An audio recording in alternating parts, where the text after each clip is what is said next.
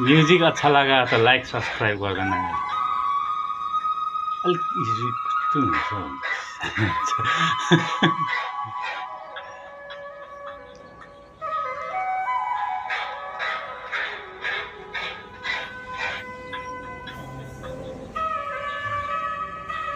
म त किन सुनेको छुइनँ भन्छु नि। इयरफोन लगायो भने चाहिँ साउन्ड राम्रो आउँछ।